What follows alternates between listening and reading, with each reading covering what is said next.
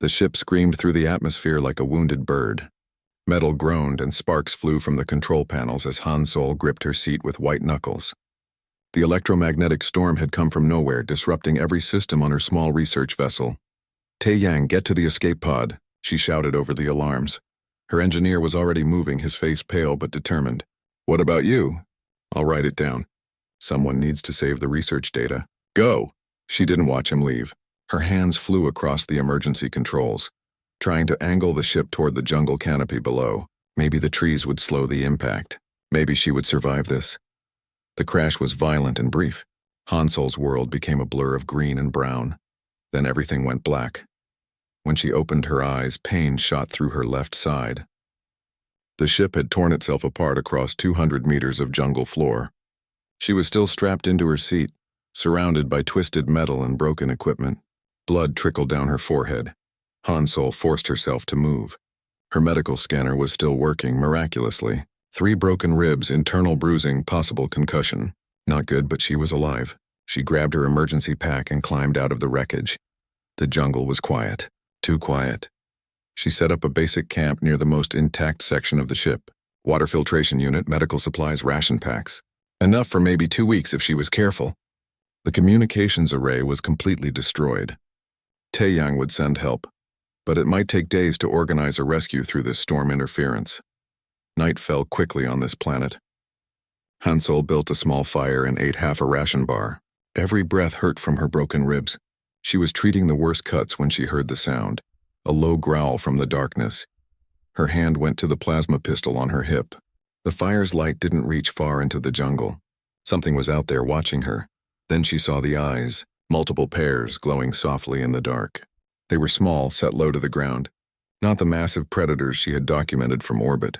These were young ones. 3 creatures emerged into the firelight. They looked like a cross between big cats and something reptilian, with sleek bodies covered in dark fur and scales along their spines. Each was about the size of a large dog, but Han Sol knew from her research that adults of this species grew as large as earth tigers. Cubs. They were cubs. The largest one limped, favoring its front left paw. All 3 looked thin, their ribs visible under their fur. Orphans, Han Sol realized. Maybe their parents had been caught in her ship's crash path. The cubs didn't attack. They sat at the edge of the firelight, watching her with intelligent eyes. The injured one made a soft sound, almost like a question. Han Sol should have scared them away. She should have fired a warning shot, made herself seem dangerous. Instead, she broke off a piece of her ration bar and tossed it toward them. The cubs didn't move at first. Then the smallest one crept forward, sniffed the food, and ate it in 2 quick bites. The others followed. "You're hungry," Han Sol said softly. "I understand that." She fed them the rest of her ration bar. It wasn't enough, but it was something. The cubs stayed after the food was gone. The largest one, the injured one, limped closer. It looked at her, then at its paw. Han Sol had treated plenty of earth animals. Slowly, carefully, she reached out. The cub tensed but didn't pull away. She examined the paw and found a deep cut, probably from ship debris. "It was infected. Hold still," she whispered. "This is going to hurt." She cleaned the wound with antiseptic. The cub whimpered but stayed still. Han Sol wrapped the paw in medical bandage. When she finished, the cub licked her hand once, then settled down beside the fire. The other 2 cubs joined it. Within minutes, all 3 were asleep, pressed against each other for warmth. Han Sol watched them, feeling her chest tighten with something that wasn't just pain from her ribs. She had just made a terrible mistake. On this planet, these creatures were apex predators. They would grow large and dangerous. Getting them used to humans was against every protocol. But looking at the 3 sleeping cubs, thin and orphaned and trusting, she couldn't bring herself to care about protocols. That night, Han Sol slept with one eye open, her hand on her weapon. But the cubs didn't attack. They barely moved. The next 3 days followed the same pattern. Han Sol shared her rations with the cubs. They brought her small prey animals in return, their hunting instincts already strong. She treated the injured one's paw each day. The infection was getting better. She started calling them names. Dari for the one with a white patch that looked like a moon. Hay for the one that seemed to love basking in the sun. And Biol, the injured one with eyes like stars. On the 4th day, something changed in the jungle. The cubs became alert, their ears flat against their heads. They moved to stand between Han Sol and the tree line, their small bodies tense. Then she heard it. A low hum that grew steadily louder. A ship was approaching. Han Sol felt relief flood through her. Rescue. Finally. But the cubs were growling now, sensing the incoming threat. She put her hands on Dari and Hai, trying to calm them. The ship landed in a cleared area 50 meters away. It was massive, sleek, and dark, covered in weapons. This wasn't a rescue ship. This was military. The boarding ramp lowered. Figures emerged in advanced armor, moving with perfect precision. They formed a perimeter around the ship, weapons ready. There were 10 of them, maybe more. One figure walked forward, taller than the others. The armor was different, marked with symbols Han Sol didn't recognize. The figure's helmet retracted, revealing a face that was almost humanoid, but not quite. The skin was pale gray, the eyes too large and too dark. Human, the figure said in perfect English. Step away from the predators. We are the elite guard of the Dominion. You are being rescued. The cubs pressed against Han Sol's legs, still growling. Fayol, despite his injured paw, positioned himself in front of her. Han Sol looked at the heavily armed soldiers. She looked at the 3 cubs who had slept beside her fire for 4 nights. She thought about what would happen to them if she stepped away. No, she said simply. The figure tilted its head. Explain. I'm not leaving them. There was a long silence. The other soldiers shifted, weapons rising slightly. The figure studied her with those dark, unreadable eyes. Then we have a problem, the figure said. The elite guard commander stood motionless for what felt like an eternity. Behind the figure, the other soldiers maintained their positions, weapons trained on Han Sol and the cubs. The jungle had gone completely silent, as if every living thing was holding its breath. I am Velrith, the commander finally said. Commander of the 7th Elite Guard Unit. We detected your crash signature 4 days ago. The electromagnetic interference prevented earlier arrival. Han Sol kept her hand on Biol's head. The cub was trembling but hadn't moved. Thank you for coming. But I meant what I said. I'm not leaving without them. Velrith's large eyes blinked slowly. You do not understand. These creatures are classified as Category 5 threats by Dominion standards. They are apex predators. The adults of this species have killed 3 survey teams in the past year. These aren't adults. They're cubs, orphans. They will grow. Everyone grows, Han Sol said. That's not a reason to kill them. One of the other soldiers spoke, voice sharp and aggressive even through the helmet's modulation. Commander, let me handle this. The human is clearly suffering from crash trauma. Delusional thinking is common. Velrith raised one hand, silencing the soldier. Captain June, maintain position. The soldier June made a sound that might have been a growl, but he didn't move. Velrith walked closer, each step careful and measured. The cubs tensed. Dari and Hai moved to flank Biol, forming a protective triangle around Han Sol. Their small bodies were rigid with tension, but they didn't attack. Fascinating, Velrith said softly. They are protecting you. We've been together for 4 days, Han Sol explained. I fed them. I treated Biol's paw. They trust me. Trust, Velrith repeated the word like it was foreign. Apex predators do not form cross-species bonds. It is biologically illogical. Maybe for your species. Humans are different. Velrith stopped 3 meters away, close enough to study them, far enough to react if the cubs attacked. Explain this difference. Han Sol chose her words carefully. Her ribs still hurt with every breath, and she could feel fresh blood seeping through the bandage on her side. She needed to make Velrith understand before her strength gave out. Humans have a history of bonding with predators, she said. On Earth, we domesticated wolves into dogs over thousands of years. We keep cats, reptiles, birds of prey. We form emotional connections with creatures that could hurt us. It's just something we do. And these predators respond to this? Look at them. They're not attacking. They're protecting. Velrith tilted its head, studying the cubs. Behind the commander, Han Sol could see the other soldiers shifting uneasily. This situation was clearly outside their training. Another soldier stepped forward, this one smaller than the others. The helmet retracted, revealing a face similar to Velrith's but with softer features. Commander, the human appears injured. I request permission to provide medical assistance. Giwook, Velrith said. That would require approaching the predators. I am aware, Commander. There was something in Giwook's voice, a gentleness that the others lacked. Han Sol made a decision. If your medic comes slowly with no weapons visible, I think it will be okay. June's voice crackled over the comm. This is insane. Commander, we should stun them all and sort it out on the ship.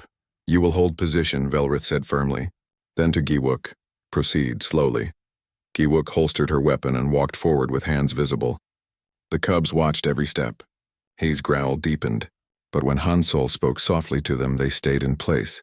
Giwook knelt beside Hansol, careful not to make sudden movements.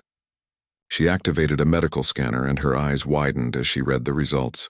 Commander, the human has 3 broken ribs, internal bleeding, and several infected lacerations. She should not be conscious, much less standing. I've been through worse, Hansol lied. No, you have not, Giwook said bluntly. She began pulling medical supplies from her kit. I need to treat you immediately. As Giwook worked, something unexpected happened. Dari, the smallest cub with the moon patch marking, crept closer. The young predator sniffed at Giwook's armor, then at her medical kit. Giwook froze. Do not move, Velrith commanded. But Dari wasn't being aggressive. The cub circled Giwook once, then settled down beside her, leaning against the medic's armored leg. Within seconds, Dari's eyes closed. The cub was asleep. Giwook stared down at the creature. This is impossible. That's what I've been trying to tell you, Hansol said, wincing as Giwook sealed a wound on her side. They're not mindless killers. They're intelligent. They understand safety. Trust. Velrith walked even closer now, studying the sleeping cub. The commander reached out slowly, very slowly, and touched Dari's head. The cub's ear twitched but didn't wake. In all my years of service, Velrith said quietly, I have never seen an apex predator display this behavior. Category 5 threats do not sleep beside strangers. Maybe you've been misunderstanding them, Hansol suggested. Fear makes everything seem like a threat. June's voice came over the comm again, angry now. Commander, we have protocols. The predators are a danger. The human is compromised. We should... Captain June, you will be silent. Velrith's voice carried absolute authority. The commander continued staring at the sleeping cub. Giwook analysis. Why would the predator display this behavior? Giwook was scanning Dari now, her medical equipment humming softly. Initial readings show decreased stress hormones. The creature's heart rate is consistent with deep sleep. Commander, I am detecting unusual biochemical markers. Explain. The human emits pheromones that appear to have a calming effect on the predators. Not control but comfort, like... Giwook paused, searching for words. Like recognition of pack. Velrith looked at Hansol with new interest. You are chemically bonding with them. I don't know about chemistry, Hansol said. I just know they needed help and I helped them. That's what humans do. The standoff had shifted. It was no longer about weapons and threats. Velrith sat down on the jungle floor, still watching Dari sleep against Giwook's leg. The other soldiers muttered among themselves, clearly confused by their commander's behavior. You present a problem? Velrith said to Hansol. Our protocols are clear. Category 5 threats near crash sites must be eliminated. But these creatures are not behaving as threats, and you are clearly capable of surviving among them. So change your protocols. It is not that simple. It should be. Before Velrith could respond, he suddenly raised his head. All 3 cubs came alert, looking toward the sky. Hansol heard it a moment later. Another ship was approaching, this one with a different engine signature. Velrith stood quickly, helmet snapping back into place. All units defensive formation. Unknown vessel approaching. The elite guard moved with fluid precision, forming a protective circle around Hansol, the cubs, and Giwook. Weapons powered up with a high-pitched whine. The new ship descended through the canopy. It was smaller than the guard's vessel, blocky and industrial. Corporate markings covered its hull. As it landed, Hansol felt her stomach sink.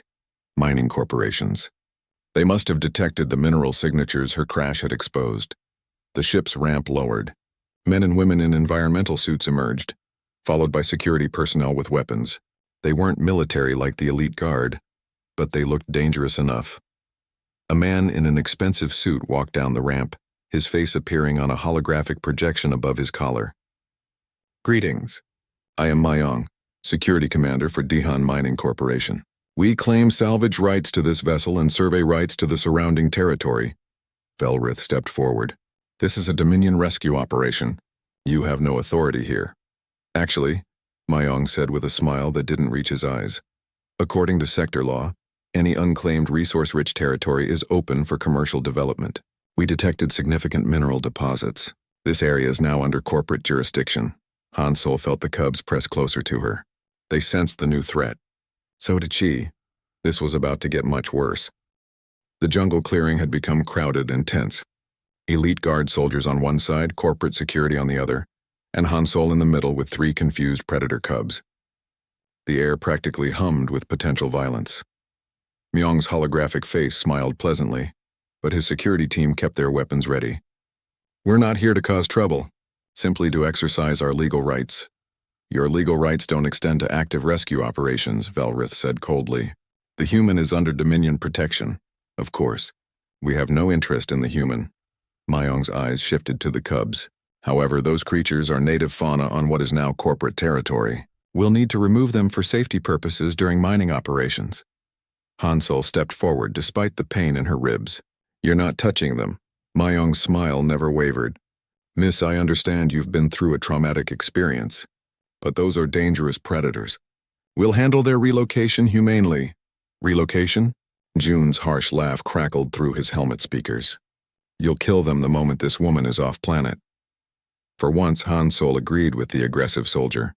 She could see it in Myong's eyes. The cubs were a threat to profit. They would be eliminated. The territory is not yet claimed, Velrith stated. You have filed intent, but the Dominion Council must approve all commercial development in this sector. That process takes weeks. Myong's expression hardened slightly. Then we'll wait. But we're not leaving. This deposit is worth billions. The corporate team began setting up equipment at the far edge of the clearing. They moved with practiced efficiency, clearly planning to establish a permanent presence. The elite guard watched them but didn't interfere. The situation was balanced on a knife's edge. Han Sol felt lightheaded. The world tilted and she grabbed Biol's shoulder to steady herself. The cub whined softly, concerned. Giwook was beside her instantly. Commander, the human's condition is deteriorating. I stabilized the worst injuries, but she needs proper medical care. I'm fine, Han Sol insisted, but the words came out weak. You are not fine, Giwook said firmly. Your body is in shock. The adrenaline has been masking the pain, but you are reaching your limit. Velrith turned to face them. Giwook, prepare the medical bay on our ship. We will transport the human immediately. No. Han Sol tried to sound strong, but she was swaying now. I told you, I'm not leaving them. You will die here if you stay. Then I die here. June stomped over, his armored boots heavy on the ground. His helmet retracted, revealing a face that was harder than Velrith's, with scars crossing his gray skin. This is stupid. Human, your loyalty is admirable, but pointless. Those creatures will be killed by the corporation or by nature. Your death serves nothing. Han Sol met his eyes. My death would serve nothing, but my life might serve them. As long as I'm here, they have a chance. A chance at what? At being seen as more than threats. At being understood. June stared at her for a long moment. Then he made a disgusted sound and turned to Velrith. Commander, she is completely irrational. Perhaps, Velrith said thoughtfully. Or perhaps we are the irrational ones. Giwook, can you treat her here? I can stabilize her. But Commander, do it. As Giwook set up her medical equipment, the situation in the clearing settled into an uneasy stalemate. The corporate team continued their setup. The elite guard maintained their positions, and Han Sol sat on the ground with 3 worried cubs pressed against her. Night began to fall. The temperature dropped quickly. Han Sol was shivering despite the thermal blanket Giwook had wrapped around her. Her injuries were catching up to her, and the treatment had left her exhausted. The cubs sensed her weakness. They arranged themselves around her, sharing their warmth. Biol's injured paw was healing well now, and he used it to gently pat her arm. Terry curled up in her lap, purring in that strange way that was part growl, part contentment. Hay pressed against her back, a living furnace of heat. Han Sol's eyes were closing when she heard footsteps. She forced them open and saw June standing nearby, watching the cubs with an expression she couldn't read. They are protecting you again, he said quietly. They know I'm hurt. How do they know? They just do. Animals understand pain. They understand when someone needs help. June crouched down, still keeping his distance. On my world, we have creatures like these. Apex hunters. We learned long ago that they cannot be trusted. That coexistence is impossible. Maybe you were wrong. Many of my people died learning that lesson. Han Solo looked at him. Or maybe both species were too afraid to try understanding each other. Fear makes enemies out of everyone. June didn't answer. He simply sat down cross-legged and continued watching. He stayed there for over an hour, silent and still. The night grew colder. More members of the elite guard approached the small camp. Giwook came to check Han Solo's vital signs. Then another soldier came to scan the cubs, documenting their behavior. Then another Velrith was the last to arrive.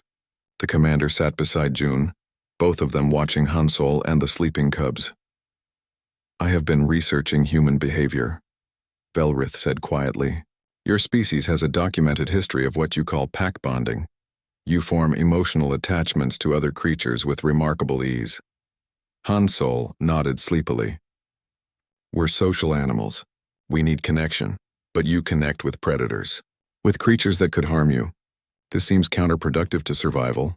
Maybe, or maybe it's the reason we survived. Humans didn't become dominant on Earth by being the strongest or fastest. We did it by making friends, even with wolves, even with horses and birds and 100 other species. June spoke up. But these creatures will grow large, dangerous. What happens when they are no longer cubs? I don't know, Han Solo admitted. Maybe they'll leave. Maybe they'll stay. Maybe they'll remember that a human helped them when they were young, and they'll be less likely to attack other humans. Isn't that worth something? There was a long silence. Then Giwook, who had been listening, said softly, Commander, I have completed analysis of the biochemical interactions. The humans' pheromones are creating a conditioning effect. These cubs are being imprinted to recognize humans as non-threats, possibly even as pack members.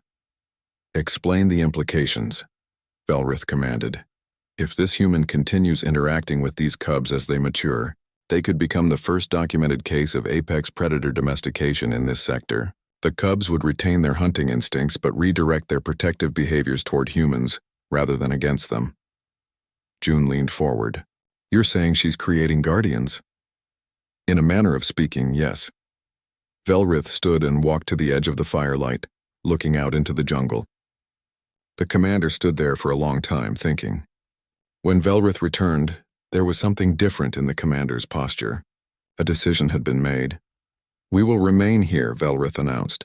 The elite guard will establish a defensive perimeter around this position. The human and the cubs will be protected until resolution is achieved. June's eyes widened. Commander, that violates non-interference protocols. I am aware. But I have observed something tonight that changes my understanding of this situation. These creatures are not mindless threats, and this human has demonstrated a capability that the Dominion has never encountered. Which capability? Velrith looked down at Han Solo and the 3 sleeping cubs. The ability to turn enemies into family. June stood slowly. He looked at the cubs, at Han Solo, at his commander. Then he removed his helmet completely and set it on the ground. If we're staying, then we do it properly. Full defensive formation, rotating watches.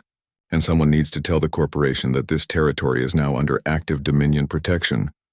Other soldiers began removing their helmets, setting down their heavy weapons. One by one, they sat in a circle around Han Solo's small camp. Warriors of the most elite military force in the sector, settling in to guard 1 injured human and 3 predator cubs. Across the clearing, the corporate team watched with confusion and growing concern. Myong's holographic face appeared again, demanding to know what was happening. Velrith ignored him. As Han Solo finally let herself slip into real sleep, she felt safe for the first time since the crash. The cubs were warm against her, and surrounding them all like an unbreakable wall, the elite guard kept watch. In the darkness, something that might have been respect passed between the soldiers. They had come to this world to rescue a human from predators. Instead, they had learned something far more valuable. They had learned what it meant to be a pack. Morning came with tension thick enough to cut. Han Solo woke to find the elite guard had built a proper defensive position overnight. Force fields hummed at strategic points around the camp. Sensor equipment monitored every approach. The soldiers themselves looked tired but alert, weapons within easy reach. The cubs were already awake, playing near the fire. They had grown comfortable with the guard's presence. Derry kept trying to steal Giwook's medical scanner, while Biel wrestled with Hai near June's feet. The captain watched them with an expression somewhere between annoyance and fascination. "They're getting bigger," Hansol observed. Even in just 5 days the cubs had put on weight. Her rations and their hunting had kept them fed. Approximately 8% mass increase, Giwook confirmed, running a scanner over Dari. At this rate, they will reach adult size within 2 years. Across the clearing, the corporate camp had also expanded overnight. More equipment, more personnel, more weapons. Myong stood at the center of it all, speaking into a communication device. He looked frustrated. "What's happening over there?" Hansol asked. Velrith, who had been conferring with other soldiers, turned to answer. "They are contacting their legal team. We have prevented them from beginning mining operations by declaring this area an active research site. It will not hold for long." "How long?" "Perhaps a day. Perhaps less. The corporation has significant influence with the Dominion Council."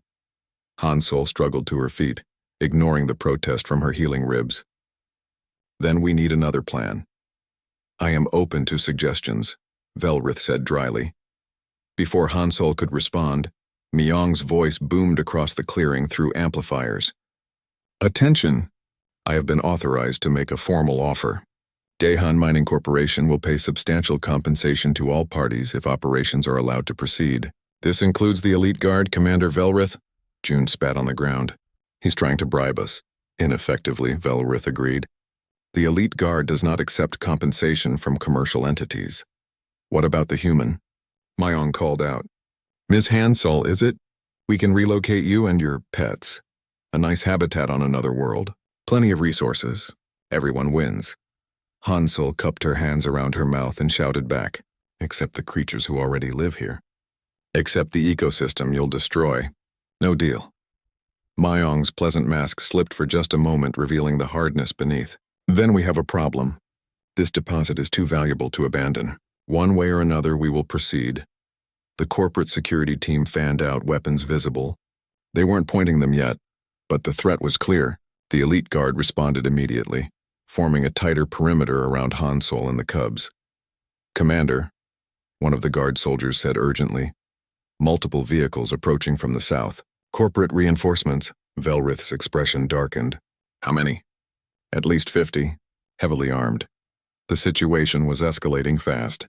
What had been a standoff was about to become a battle.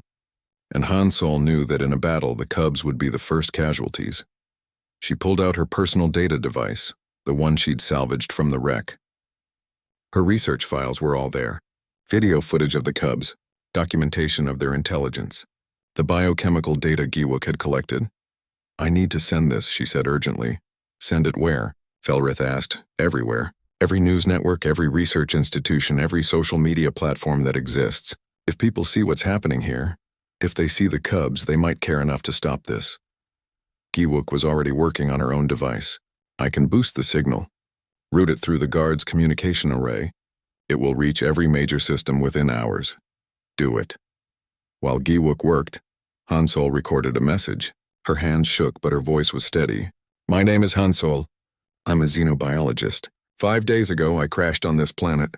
I should have died. Instead, I was found by 3 cubs of the local apex predator species. They were orphans, probably because of my crash. I fed them. I helped them. And they protected me." She turned the camera to show Dari, who was currently chewing on Biol's tail while Hae watched with what looked like amusement. "These creatures aren't mindless killers. They're intelligent. They're capable of trust and loyalty and pack bonding. And right now, a mining corporation wants to destroy their home. I'm asking for help. I'm asking the galaxy to witness what happens here and decide if profit is worth more than life." She sent the recording to Giwook, who attached all the research data and launched it into the networks. Within minutes, it would be spreading across multiple systems. Whether anyone would care was another question. The corporate vehicles arrived with a roar of engines. They were heavy assault transports, military surplus by the look of them. Soldiers poured out, taking positions that surrounded the elite guard's perimeter. There were at least 100 of them now, maybe more. Myong walked forward with a younger woman in a surveyor's uniform beside him. He stopped just outside the guard's force field. "Last chance," he called out. "Stand down. Let us do our work. No one has to get hurt." Velrith stepped forward to meet him. You will not proceed. This territory is under Dominion protection. For how long? You can't stay here forever. The moment you leave, we move in. Why delay the inevitable? Because the inevitable can be changed. Myong laughed. By what, some sentimental video? The galaxy doesn't care about 3 animals, Commander. It cares about profit and progress. The young woman beside him, who Han Sol noticed was looking increasingly uncomfortable, spoke quietly. Sir, the survey data shows the mineral deposits extend beyond this immediate area. We could begin operations in another sector and avoid this confrontation. Quiet, Subin, Myong snapped. I make the strategic decisions. But Subin didn't stay quiet. She was looking at the cubs now, at Han Sol, at the elite guard standing their ground. Sir, I'm not comfortable with this. Those are living creatures. If the research is accurate, your comfort is irrelevant. Get back to work. Subin hesitated, then walked back toward the corporate camp. But Han Sol saw her pull out her own data device, fingers moving quickly across the screen. The standoff continued for hours. Neither side willing to back down. Neither side willing to fire the first shot. The cubs stayed close to Han Sol, sensing the tension. Even they knew something was wrong. As afternoon sun beat down on the jungle, Taeyang's voice crackled through Han Sol's communicator. She'd almost forgotten about her engineer. Han Sol, are you there? I've been trying to reach you for days. Taeyang, I'm here. Where are you? In orbit.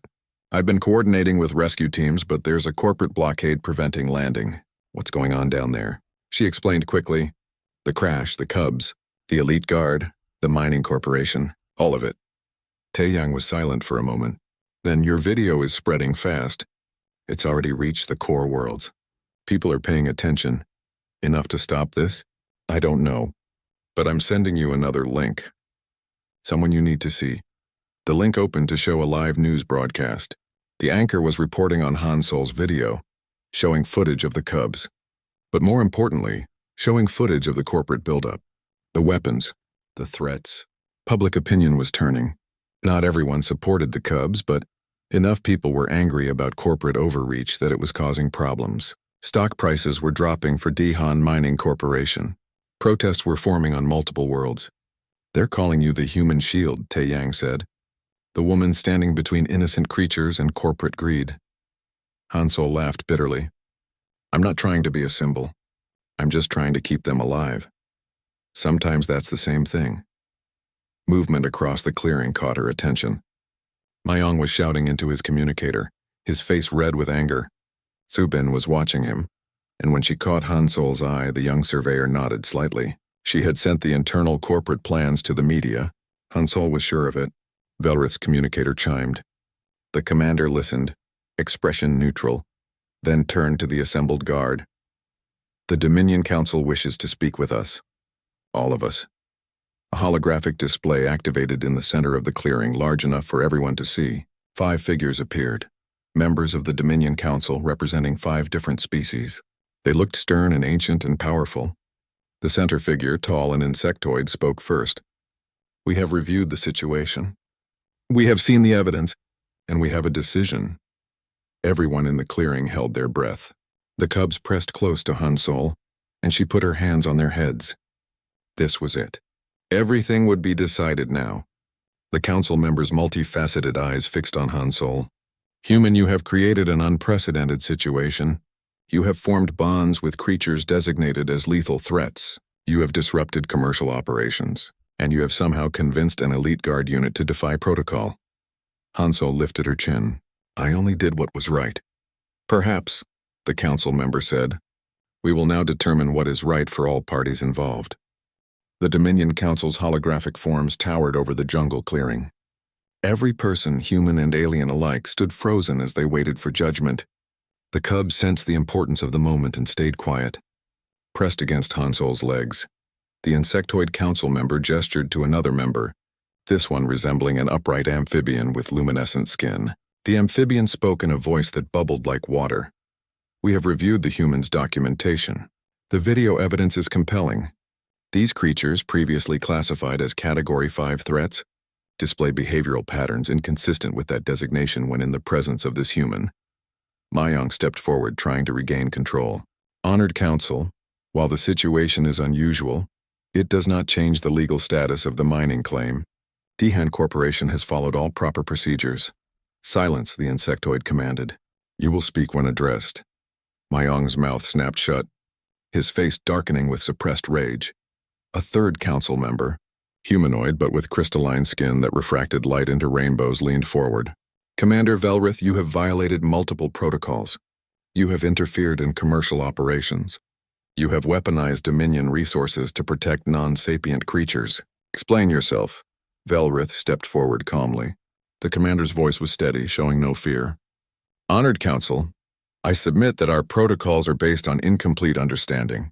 We have classified these creatures as Category 5 threats because they have killed survey teams, but we never asked why. We never attempted communication or understanding. We simply labeled them as dangerous and responded with force. And your point? My point is that this human accomplished in 4 days what we failed to do in years. She demonstrated that these creatures are not mindless killers. They are intelligent, capable of reason, capable of forming bonds. They attacked survey teams because those teams were threats. When presented with kindness instead of weapons, they responded with trust instead of violence. June stepped forward to stand beside his commander. I support Commander Velrith's assessment. I have witnessed these creatures protect the human. I have seen them display problem-solving intelligence and emotional awareness. Our classification system is flawed. One by one, other elite guard members stepped forward. Guy Wook, then 5 more, then 10. Eventually, the entire unit stood together, a unified front. The council members conferred among themselves, their voices too quiet to hear. The amphibian skin flickered through different colors, which Han Sol guessed was a sign of emotion. The crystalline member's facets seemed to pulse with internal light. Finally, the insectoid spoke again. Human Han Sol, approach. Han Sol walked forward, her heart pounding. The cubs tried to follow, but she gently pushed them back toward Giwook, who had become their secondary comfort after Han Sol. They whined, but obeyed. Standing alone before the council's holograms, Han Sol felt very small. Your actions have created a significant diplomatic situation, the insectoid said. Your species is new to the Dominion. Your planet has been a member for less than a century, and yet you have challenged our procedures, our classifications, and our laws. I didn't mean to cause problems, Han Sol said. I just couldn't leave them to die. That is precisely the issue. A Dominion citizen in your position would have followed protocol, would have prioritized their own safety, would have allowed nature to take its course. But you did none of these things. Because they were wrong things to do, the amphibian's skin flashed bright orange. You judge our methods. I judge any method that puts profit over life. That sees creatures as threats before seeing them as living beings. Yes, I judge that. There was a long, tense silence. Myong looked pleased, clearly thinking Han Sol had just condemned herself. The elite guard looked worried. Even Velrith seemed concerned. Then the insectoid made a sound that might have been laughter. You are either very brave or very foolish, human. Perhaps both. But you are also correct. The council members turned to face Myong. The crystalline member spoke, its voice like chimes. Daehan Mining Corporation, your claim is denied.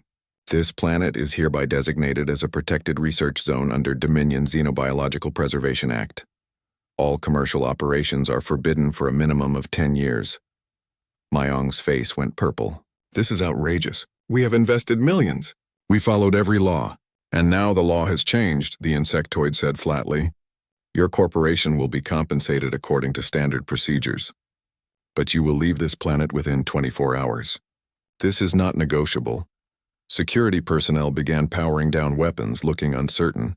Myong was shouting into his communicator, clearly trying to reach higher authorities, but the council had made their decision. Subin, the young surveyor, was smiling quietly to herself. The council turned back to Han Sol. You have demonstrated something we thought impossible. You have proven that Category 5 predators can be socialized through proper interaction. This changes our understanding of multiple species throughout the sector. The amphibian's skin softened to a gentle blue. We are creating a new position, Human Ambassador for Xenobiological Relations. The role will involve working with previously classified hostile species to determine if they are truly threats or if they are simply misunderstood. You will have full Dominion backing and resources. Han Sol's mind reeled. I'm a researcher, not an ambassador. You are exactly what this position requires. Someone who sees life before threat, someone who chooses understanding over fear. What about the cubs? They will remain here under your supervision. This clearing will become the first human-predator integration research station. You will document their growth, their behavior, their development. Your findings will shape how we approach similar species throughout Dominion space. Velrith stepped forward. The elite guard requests permission to provide security for this research station. The council members exchanged glances. The insectoid tilted its head. You wish to remain here? To guard the human and the creatures? We have learned something valuable on this world, Velrith said. We came as warriors.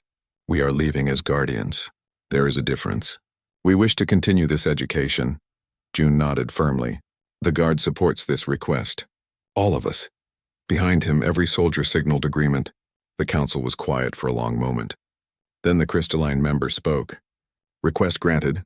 The 7th Elite Guard Unit is reassigned to permanent protection detail for this research station.